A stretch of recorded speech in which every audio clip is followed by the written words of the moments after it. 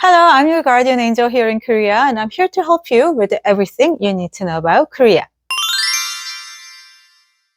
So you are watching my video. Well, that means you are likely to be interested in Korea, right? Are you a fan of K-dramas and K-pop? Or are you into Korean food? Or you are thinking about a trip to Korea? Whatever your reason is, thank you so much, yes, for having interest in my country. So I think it might be good for you if I can give you some fun and interesting facts about South Korea. And I'm thinking about doing 2 videos on the topic. First, this time, and second, next time. So if you're interested in the topic, please subscribe to my channel and click the bell button to get the latest video from my channel. Okay, so without further ado, let's start. Interesting facts about South Korea. Ready, go! Number 1, demographic. Okay, have you ever looked at the world map? And can you locate South Korea easily? Well, when I first had a chance to look at the world map, maybe when I was in elementary school or something, I couldn't find my country. Where is it? I see China. And I see Japan, and I don't see South Korea. I mean, South Korea is a small country when it comes to the land size. Yes, in terms of the land size category, South Korea is ranked 109th. Yes, 109th in the world. That means, well, it's not that big. But in terms of population, do you know how many people are living in South Korea? Yes, it's about 51 million people. Yes, 51 million people. And in that category, South Korea ranks 29th. Yes, 29th in the world. Oh, that means although the land is small, there are a lot of people living in this country, right? For instance, let me put this way. Spain is 5 times bigger than South Korea, and its population is about 48 million. That means it's much bigger, but there are fewer people living in Spain. Australia is like 76 times bigger than South Korea, and the population is just about the half of that of South Korea. So yes, you can fairly say that South Korea is a very populous country, right? Very populated, but do not worry that much. That doesn't mean that you're going to feel density everywhere you go. I mean, if you take the subway during the rush hour, you might be thinking, oh my God. And I mean, some places like Myeongdong or Itaewon can be crowded at times, but most of the time you wouldn't feel the density yourself. So, I mean, I'm just giving you that information. And of the 51 million people in South Korea, can you guess how many people are in the city of Seoul, the capital city? Yeah, it's close to 10 million people. Yes, close to 10 million people live in the city. And if we talk about the Seoul metropolitan area, which includes Gyeonggi-do, Gyeonggi province, and Incheon city, that number goes up to, it's up to 26 million. Didn't you say the whole population is 51 and 26 people live in the Seoul metropolitan area? Yes, many people say it's unbelievable because that means about half, 1 out of 2 people lives in the Seoul metropolitan area. Yes. Why? I think people choose to live in urban areas for more opportunities for their children, like education opportunities or like job opportunities as well. So anyway, it's kind of, very concentrated in that area. And we are a very homogeneous country as well. Yes, out of 51 million people, foreign residents only account for 3.7%. What?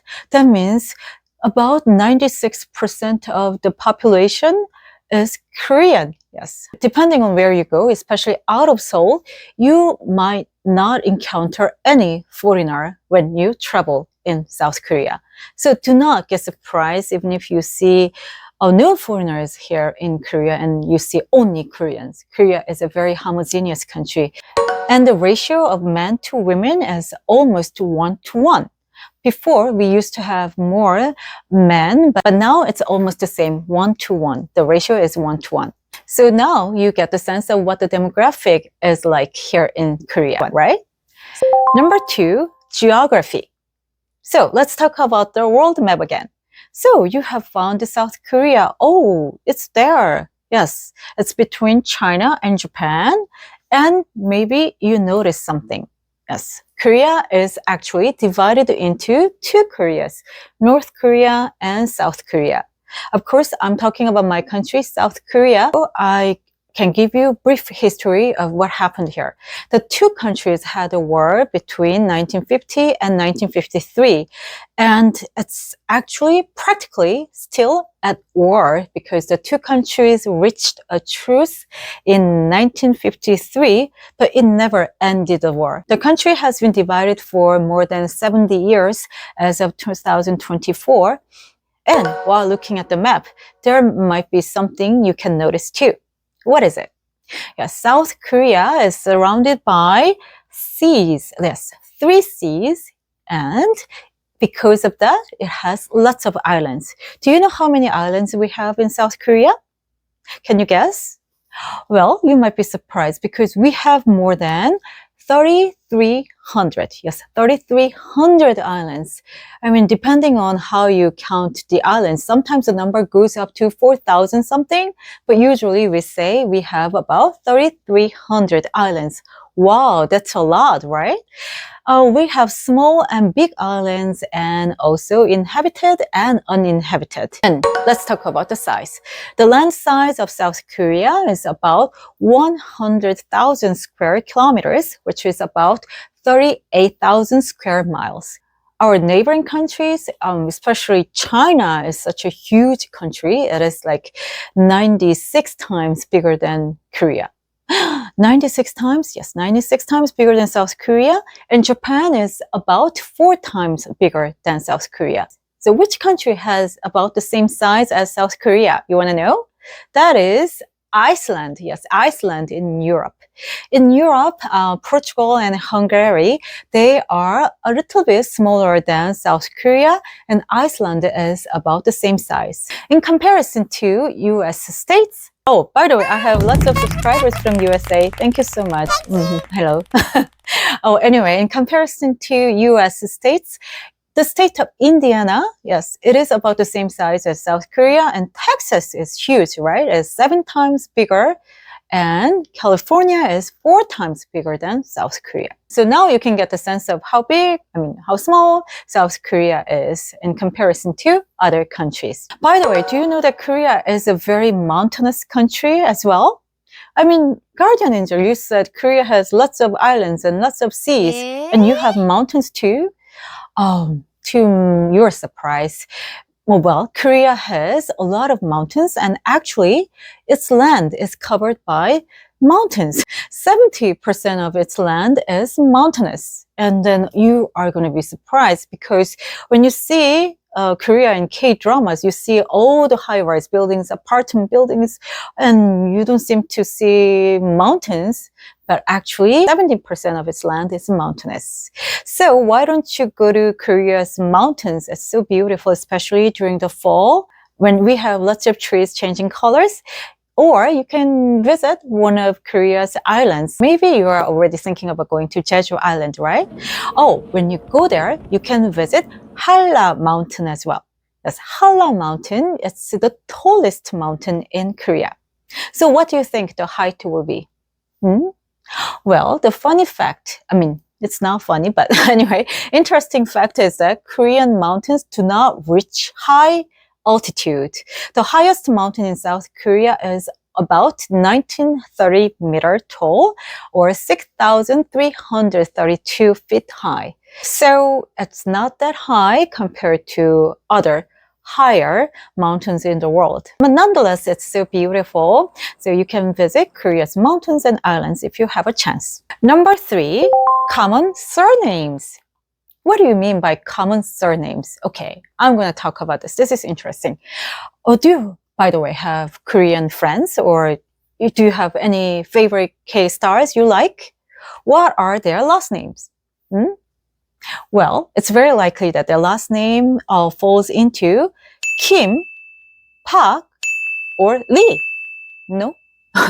Whenever I see sitcoms or movies on Koreans living abroad, the sitcoms or the movies depict them as like Mr. Kim or Mr. Lee or Mr. Park or something. Well, actually, that is close to what it is here. About 46% of the whole population, yes, share the same surnames, like 3 surnames, Kim, Park, Lee. Oh, how come? You might say Koreans have only 10 surnames or something? Or, oh, they are related somehow? No. That doesn't mean that. For your info, I'll talk about this first. We have more than 530 last names recorded across the country. And of course, even if they share Kim, Lee, Park as common surnames, that doesn't mean that they are related. There are a lot of branches for each last name, so that doesn't mean that they are related. But anyway, you might wonder, why do they share only 3 common surnames? Well, among the 3, Kim is the most common surname with 21.5%, followed by Lee, 14.8%, and Park, 8.5%. So altogether, they make up about 46%. Wow, that's a lot. So why is it that? Actually, to tell you the truth, we will never know forever. Yes. Okay, let's go back to the ancient times. For much of Korea's 5,000-year history, only the royal families and nobles, they were allowed to have last names. The commoners didn't have surnames. But in Joseon Dynasty, in mid-Joseon Dynasty, Korea was invaded by Japan and China. And, the country was running out of money because they had to go through the wars. So they needed money.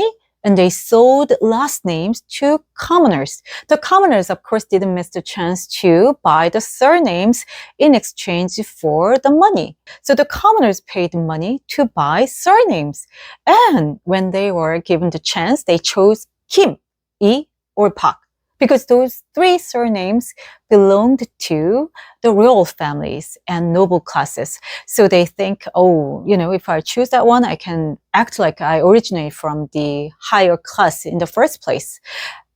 Actually, the last name of Lee is the king's last name in Joseon Dynasty. So that's why people were willing to pick Kim, Lee, Park, because Kim and Park and before. So anyway, so that's why a lot of people became Kim, Lee, Park. And in 1909, the country required all the citizens to register their full name under the new census registration law. And at the time, the people who didn't have last names, they just made up. And when they made up, they chose Kim, Lee, Park for the same reason. And the masters chose last names for their servants, and they picked Kim, Lee, Park as well. So that's why we have a lot of Kim, Lee, Park. Yes, that's the region. So do we care about the authenticity or something? No, we do not seem to care about the origin, not that much. So if you run into Koreans, it is likely that their last names would be Kim, Lee, or Park. Don't be surprised. Number 4, last but not least, is household. Okay, I had a friend who asked me, what's the average household size in South Korea? I think Korea is a very family-oriented and group-oriented country, and I think you have lots of people living with grandparents and parents and so on. Oh, that's what you think of South Korea? Well, it was that way about maybe 40 years ago or 50 years ago or something, but now, it's totally different. Well, what do you think? If you watch K-dramas, of course, there are families where 3 generations live together under the same roof, right? But that's not what is going on here usually. Well, to begin with, I'll talk about the national average household size in Korea. What do you think? Well, it's 2.4. That means if it's a married couple, just mom and dad and not even one child. Oh, how come? Koreans do not have children a lot? No, we do not have children a lot, and that's becoming a social issue here. The total birth rate, like the total fertility rate for Korean women is only 0.72 in 2023. And now they say it's a little bit up, 0.74. Well, almost the same. That means only 70 something women out of 100 would have one child in South Korea. Oh my God, that's so little. Yes, you might say so. Because the global fertility rate, for your info, is 2.3. And for the USA, do you know what it is? It is 1.66. And for Australia, it's 1.63. Yes, South Korea has the lowest birth rate in the world. Like it's one of the lowest. So it's becoming a social problem here. And you might wonder, and why? Well, Korea is a very competitive society, and then, the housing is so expensive, and then people spend lots of money to kind of push their children to study hard to get into prestigious universities, and they send their children to private institutions like called hagwon. Have you ever heard of hagwon? Anyway, they have to spend lots of money to raise kids, and because of that pressure, many people choose not to have children. I mean, well, it has been kind of a social problem for a while, and also the number of people living alone is on the sharp rise. Before, it was normal that people lived with their parents until they got married. That's what it was like in Korea.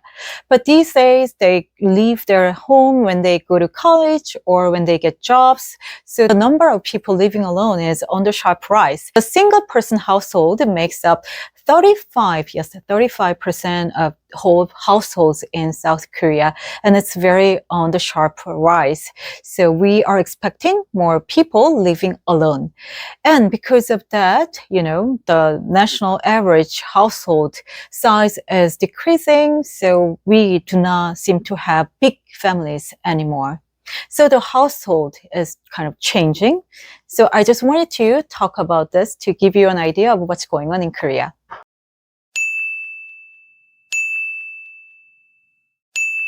Okay, so I have talked about 4 interesting facts about South Korea. And was it interesting? I hope so. I hope you discovered new facts about South Korea. And if you are interested in this topic, please come back because I'm preparing for my second video on this topic as well. So please subscribe to my channel and click the like button as well, please. And while you're here, you can click the bell button to be notified when my video is up. So hope to see you next time, and until then, be good and be healthy. Bye-bye.